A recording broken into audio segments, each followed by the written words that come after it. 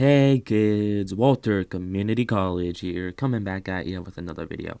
Today we're going to be talking about a lot of rhetoric I see online about the United States and the position our current president, Donald Trump, is putting our nation in. Uh, I've seen this kind of rhetoric before. What I'm talking about is people being completely convinced that the United States is heading towards collapse. Now, I think the kind of people saying this now after Trump has took office are different than before. As before that, they were saying it because, wow, we're so divided. You know, we're the most divided we've ever been in history, ignoring the past 30 years of history. So we must be heading towards civil war, guys. But now it's more like Trump's policies are just so horrible that, we're just going to be completely we're going to collapse immediately or because of them. And I don't think that's very wise. I think that's a very ignorant take, and I feel like it's a take that people say not because they believe it's true, but because they want it to happen. They fantasize about the idea of collapse. Because there's really, if you look at why nations collapse and what collapsed nations look like, Donald Trump isn't taking us there. And it takes a lot longer than a 4-year term for Trump, or anyone for that matter, to destroy a nation and to make it collapse. And America is inherently a very stable nation. Like, you can try to make the argument that he's undermining everything that makes it stable or whatever. But if it was so easy to ruin America, then it would have been ruined 100 years ago, 200 years ago. It's just not something that's going to happen soon. America isn't going to fall soon. People say well, all empires fall, and you need to have, there's indicators that an empire is going to collapse, and America has none of them. It's, at worst, we're going through a pretty bad time in our nation's history, but I don't think it's going to be anywhere near collapse level. I don't even think it's going to be like the top 10 worst periods to live in American history. I don't support Donald Trump. I don't think he's doing anything good, but I don't think he's so bad that everything's going to collapse. And I'm having doubts about the permanence of his decisions, because they're like, he can cut off our alliances, but if the next president is a Democrat, then there's a very good chance he can build that back.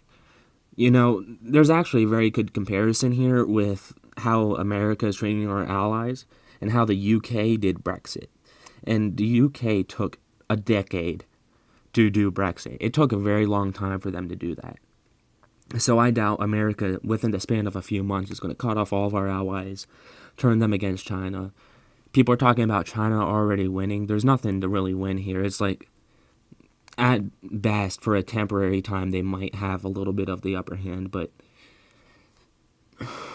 too many people are convinced that this is the end when it really isn't.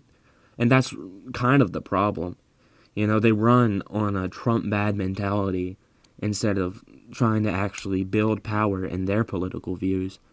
So, and that's why they lost. There's no real coherence to it. It's just trying to say anything and everything that makes Trump look bad and try to make him seem the worst that he can possibly be. Like trying to say he's going to collapse our nation. And I mentioned the indicators for collapse, and what are those indicators? Well, for like a civil war, you need to have an institution or an organization that can stand up to the federal government, and that just doesn't exist. No one wants to secede or anything. There's no group of people that are advocating for secession. Like, the best you can get are some states that maybe want to secede, but that's not really, there's no organization for that. There's nothing. There's no support for that. There's no support for anything like that.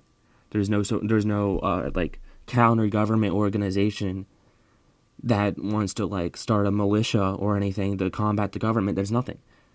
Like, for a revolution, you have to have something, an organization to spawn the revolution. You can't just have a bunch of people come together and be pissed. That's not how civil wars work. That's not how collapse works. There's there's nothing. There's nobody that wants to initiate a civil war. So how can you say we're heading towards a civil war? Who wants a civil war to happen? Who's trying to initiate it? Do you see what I'm cooking up here? There's no reason to believe that there's a civil war coming when there's no one that wants to have a civil war. And you can say that Trump's going to make things so bad that there's going to be, but that's not how it works. You can't just have it be bad and then people just want to start a civil war. You know, it has to get, for one, really, really bad. And then for two, you have to have people that want to organize some sort of replacement for the federal government. And there's no one wanting to replace the federal government anywhere. No one wants to do that. So, in conclusion, America isn't a collapsed empire. It isn't going to collapse. It isn't a falling empire. It hasn't really lost its world position. And I believe the effects of Trump's presidency are very temporary. And my prediction for the future is that the Democrats will win the midterms, at least in the House of Representatives. The Senate's are a little hard because most of the Senate seats are up are in very red states. But I think it's very probable actually, that Trump just makes so many mistakes that his approval rating goes low enough for him to surrender Congress to the Democrats. At the very least, the House of Representatives.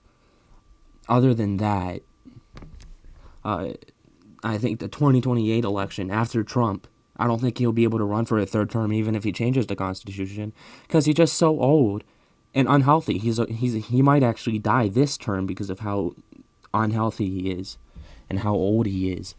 Like Biden, at least he was old, but he wasn't eating fucking Big Macs and Coke exclusively. And my prediction is that during the 2028 election, the Republican Party won't have Trump. And since they've relied on him since 2016 and for 2024 and for 2020, they're not going to know what to do without him. There's nothing that can replace Trump. J.D. Vance, there's no successor. So after that, the Republican Party will be divided. They won't really have clear messaging. And that's how the Democrats, I believe, are going to win. And that's why I believe that all of Trump's policies right now are going to be very temporary.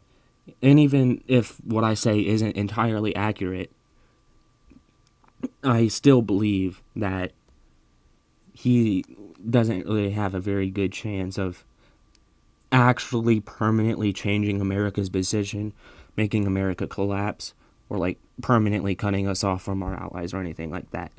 I think the most permanent thing he's going to do is tank the economy.